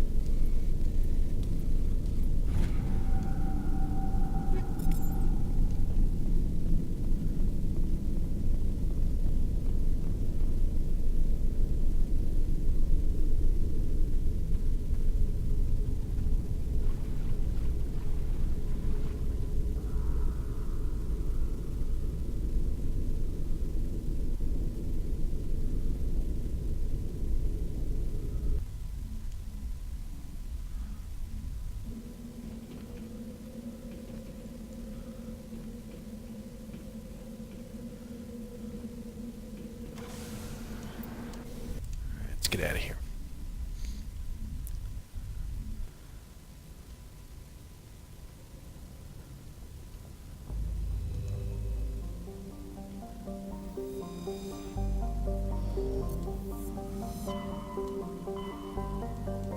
Whoops.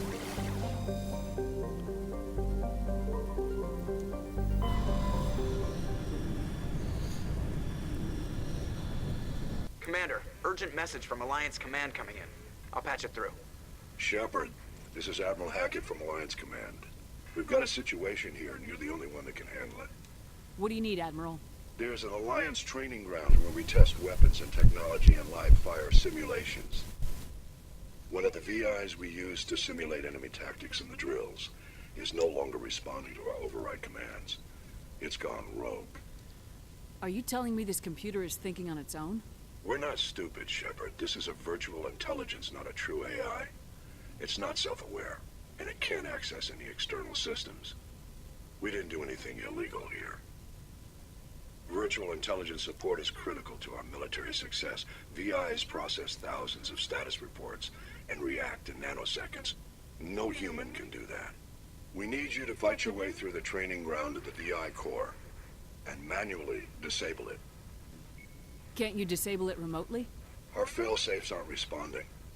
The VI operates on a closed network.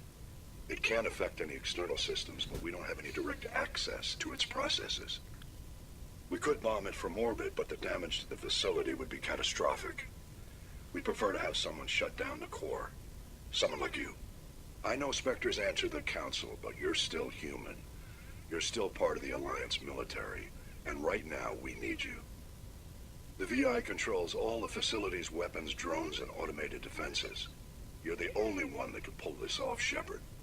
Good luck.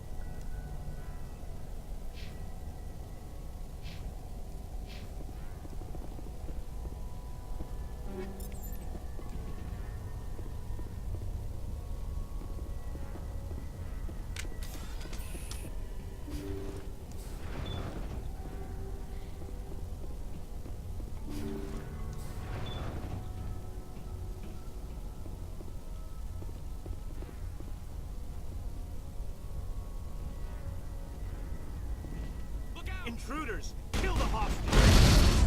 Should make haste to get to save the chairman.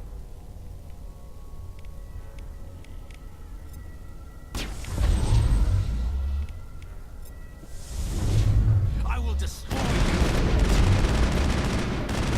I will destroy you!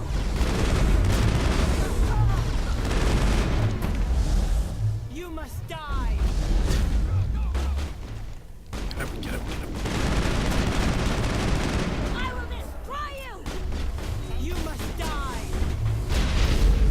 You must die!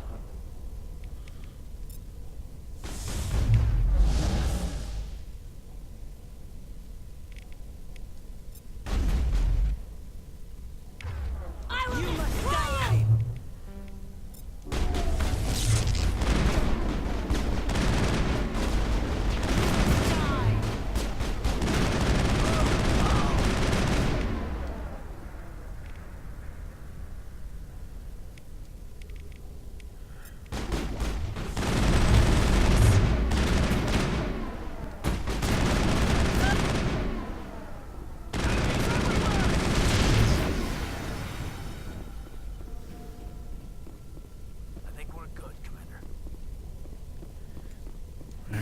almost there.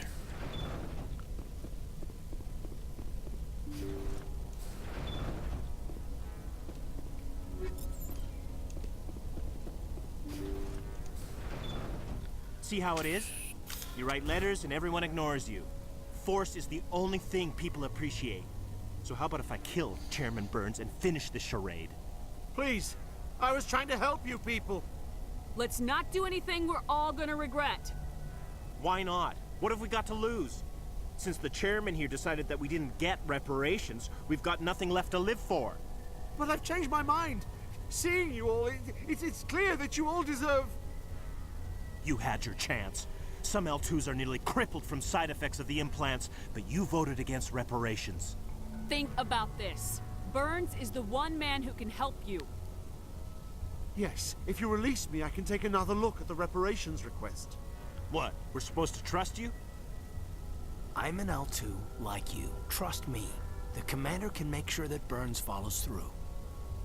Sure, you promise us freedom and say everything will be fine, but as soon as we surrender, you'll double-cross us. I'm not promising to let you go. All I'm saying is that Burns will take another look. Right, Burns? Absolutely. I had no idea that the L2 biotics were this desperate. If I'd known, the reparations will come. For whatever it's worth, I promise that.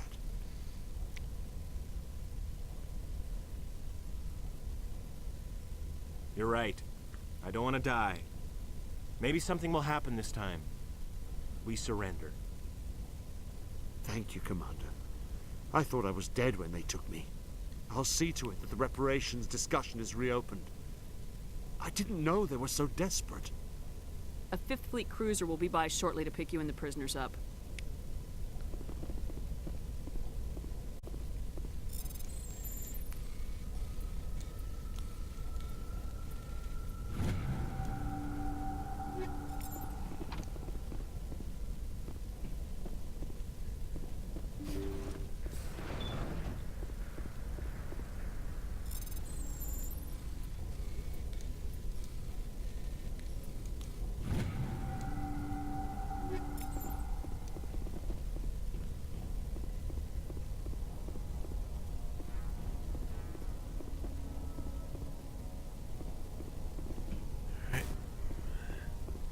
We're done here, so let's get out of here.